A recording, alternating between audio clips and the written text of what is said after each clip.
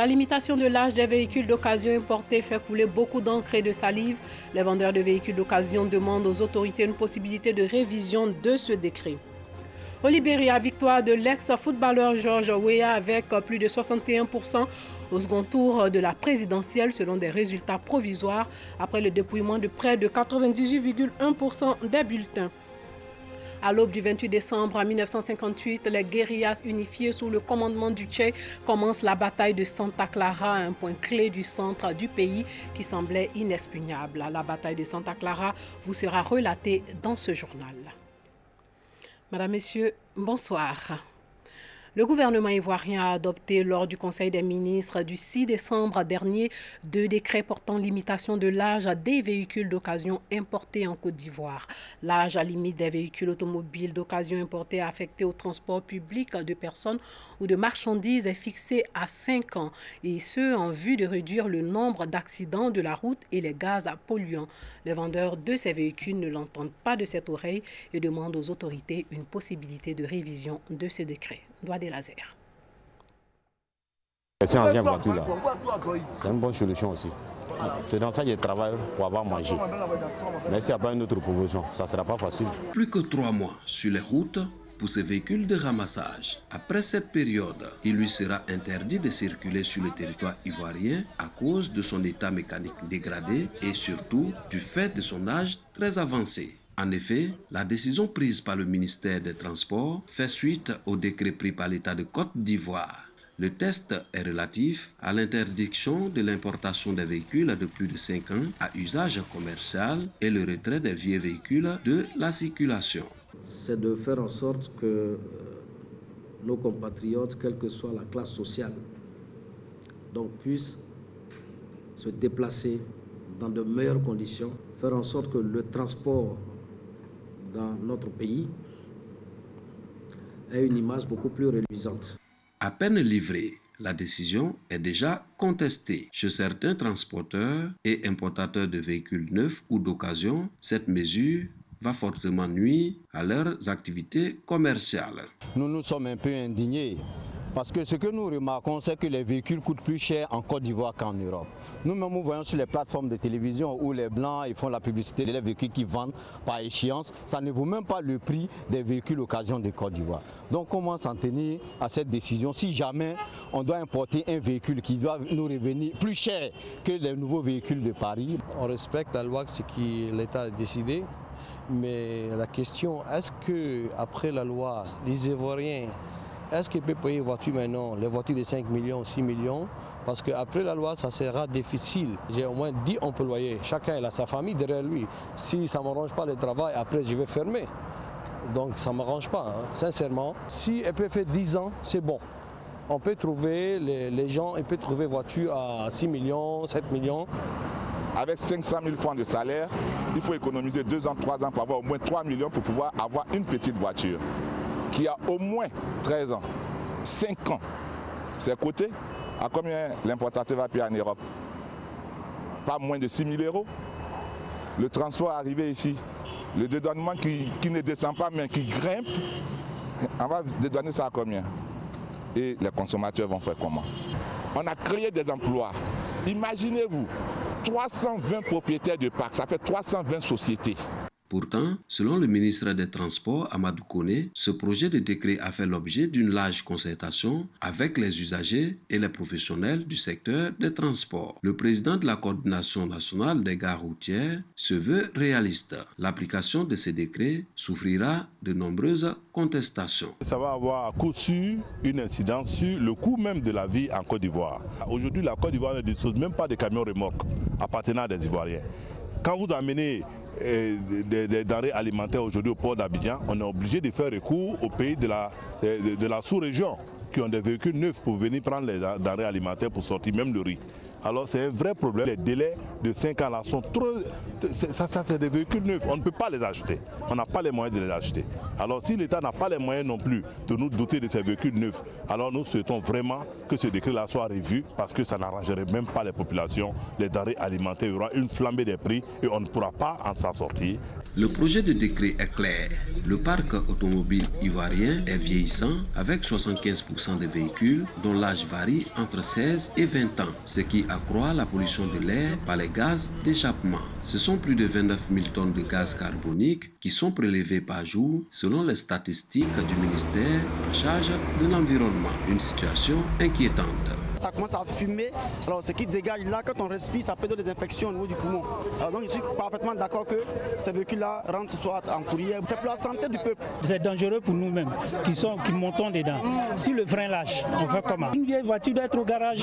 La durée d'exploitation des véhicules affectés au transport est fixée à 10 ans pour les taxis, 7 ans pour les minicars de 9 à 34 places, ainsi que les camionnettes de 5 tonnes et 10 ans pour les cars de plus de 34 places et camions de plus de 5 tonnes. La mise en application de ce décret est prévue pour le mois de mars 2018. Les véhicules et camions de plus de 10 années d'exploitation seront mis hors de la circulation dès la mise en œuvre de ce décret à partir de fin mars prochain. Sachez que plusieurs logements sociaux et économiques sont maintenant disponibles et c'est le Premier ministre Amadou Gon qui va procéder à la remise des clés à 4003 acquéreurs. En outre, le gouvernement annonce la prise de mesures pour accélérer le paiement des soldes aux détenteurs des droits coutumiers et d'usage dès début 2018.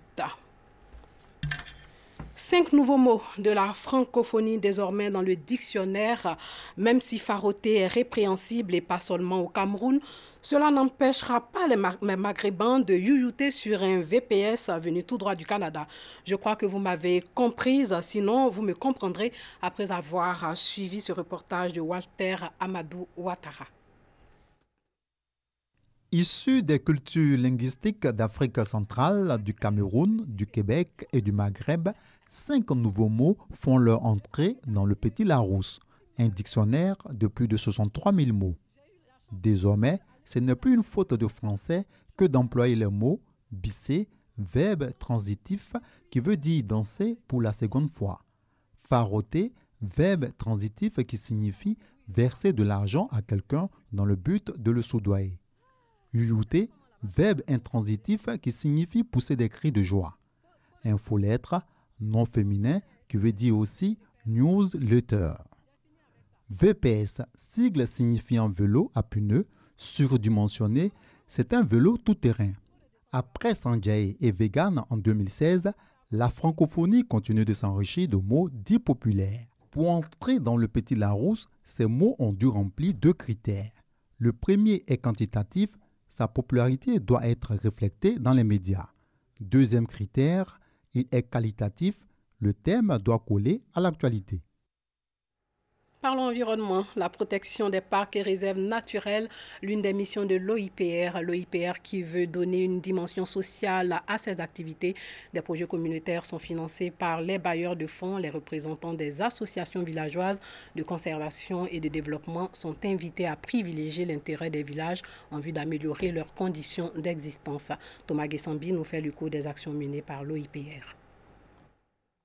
La gestion durable d'une aire protégée passe sans doute par des actions de dissuasion, mais elle doit aussi intégrer une dimension sociale au profit des populations environnantes. L'essentiel du comité de gestion du parc national d'Azani, tenu en ce mois de décembre en plein cœur de ce parc. Souleymane Bamba, préfet du département de Grand Laou, président du conseil de gestion du parc d'Azani, le colonel Bakayoko Iliaz, directeur de zone sud OIPR, et le colonel Gonto Alfred, représentant le directeur général de l'OIPR, en s'accordant sur la dynamique action sociale, ont joint l'acte à la parole. Remise d'un lot de matériel et équipements médicaux de plus de 10 millions de francs CFA au centre de santé d'Irobo.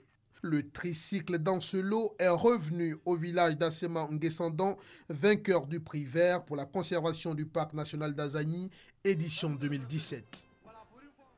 En sport, karaté, 173 jeunes compétiteurs de 30 clubs ont participé à la 3e édition du tournoi du jeune karatéka. C'était au Palais des Sports de Treichville. Seydou Koulibaly et Aude Aleboué nous en disent un peu plus. Les gosses ont envahi le tatami du hall 1 du Palais des Sports de Treichville. Les jeunes combattants issus de plusieurs ligues se sont donné rendez-vous pour la 3e édition du tournoi du jeune karatéka. 173 tireurs, dont 41 filles, ont donc répondu présents à l'appel de la Fédération ivoirienne de karaté et disciplines associées. 17 clubs ont présenté des compétiteurs dans les catégories de 4 à 13 ans et 18 clubs dans celles de 13 à 18 ans. Une compétition en kata et en kumité, c'est-à-dire combat. Sur le tatami, les gosses ont rivalisé de maîtrise dans l'exécution des katas. Dans cette catégorie, le jeune Amien Ulrich, champion de Côte d'Ivoire, a fait encore parler son métier. Dans la compétition kumité, les ténors ont fait honneur à leur rang. Un peu d'échauffement pour le champion en titre avant les duels sur le tatami. Et Jean-Noël Desprez, champion de Côte d'Ivoire à toute catégorie, a dominé les débats. Il n'a laissé aucune chance à ses différents adversaires. La 3e édition du tournoi du jeune karatéka a été une réussite. Une compétition qui a montré que la relève est de qualité pour le karaté ivoirien. Au Libéria, selon des résultats provisoires, George Weah a remporté l'élection présidentielle avec 61,5% des voix contre 38,5% pour le vice-président Joseph Boaké, selon la Commission électorale nationale, après dépouillement de 98,1% des suffrages. L'ex-star du foot et sénateur George Weah doit succéder le 22 janvier à Ellen Johnson Sirleaf, marquant ainsi la première transition démocratique depuis plus de 70 ans dans ce pays. Et puis au moins 41 personnes ont été tuées, 84 autres blessées dans un attentat revendiqué par le groupe djihadiste État islamique contre un centre culturel chiite. Aujourd'hui même à Kaboul, c'est en Afghanistan où les attaques se multiplient. La cible de l'attaque était le centre culturel Tabayan. Une cérémonie s'y tenait à l'occasion du 38e anniversaire de l'invasion soviétique en Afghanistan quand une explosion s'est produite. À Cuba, la colonne de Che Guevara se met en marche le 28 décembre 1958 en direction de Camajuani, qui se trouve entre Caïbarienne et Santa Clara. Les troupes gouvernementales de la garnison de Camajuani ont déserté leur poste sans combattre, permettant à la colonne du Che d'atteindre sans encombre Santa Clara. Le rapport de force est en défaveur des insurgés. La garnison de Santa Clara compte 2500 hommes et 10 chars, tandis qu'un millier de soldats sont également dispersés dans la ville. Anne-Zélika Eora et Thomas Gessambi nous racontent la suite de l'histoire. Tout commence en 1953 avec l'attaque de la caserne de la Moncada par Fidel Castro. Les dirigeants de la révolution cubaine, après le piteux échec de la Moncada, rentrent clandestinement à Cuba en 1956 à bord du navire Granma. Après un débarquement raté, les survivants se cachent dans les montagnes au sud de l'île et organisent une guérilla. En 1958, Batista lance une vaste offensive contre les rebelles, mais l'opération tourne à la catastrophe. Castro, qui possède désormais l'initiative, est prêt à donner le coup de grâce au régime. Il envoie alors 3 colonnes. La colonne de Guevara se met en marche le 28 décembre 1958 depuis le port côtier de Caïbérien et prend la direction de la Camajuani, où les troupes gouvernementales de la garnison ont déserté leur poste sans combattre. Guevara va atteindre sans encombre Santa Clara. Le rapport de force est en défaveur des insurgés. La garnison de Santa Clara compte 2500 hommes et 10 chars. En outre, un train transportant 400 soldats bien armés arrive à la Havane. Guevara ne dispose que de 300 combattants épuisés par leur marche depuis les montagnes. Arrivé dans la ville, il divise ses forces en 2 colonnes. La deuxième colonne rebelle dirigée par Rolando Kubela, qui reçoit l'aide de civils qui fabriquent des cocktails Molotov, se lance dans une série d'escarmouches. Guevara sait que le succès de la mission repose sur 3 facteurs. Le maintien de la garnison dans les casernes, la neutralisation des troupes arrivées par le train blindé et l'implication de la population civile. Dans la nuit du 28 au 29, les rebelles se déplacent dans la ville et prennent position afin de mettre hors d'état de nuire la voie ferrée. Ils reçoivent le soutien de la population qui élève des barricades. Les officiers qui dirigent le train de renfort décident de poursuivre leur route. Mais les rebelles ont saboté la voie, notamment avec l'aide des tracteurs de l'école d'agronomie, provoquant un déraillement qui renverse sur la voie 3 wagons. Les hommes de Tché attaquent alors le train gouvernemental avec des cocktails Molotov. Des wagons prennent feu. Les hommes prisonniers à l'intérieur se rendent rapidement. C'est une prise déterminante qui permet aux rebelles d'armer une partie des étudiants arrivés à la veille en renfort. L'ensemble des postes de police tombe aux mains des rebelles qui contrôlent la ville. La bataille de Santa Clara, engagement que l'on peut juger mineur, tant par le nombre de combattants engagés que par la faible intensité des combats, marque néanmoins un tournant dans la prise de pouvoir par les rebelles.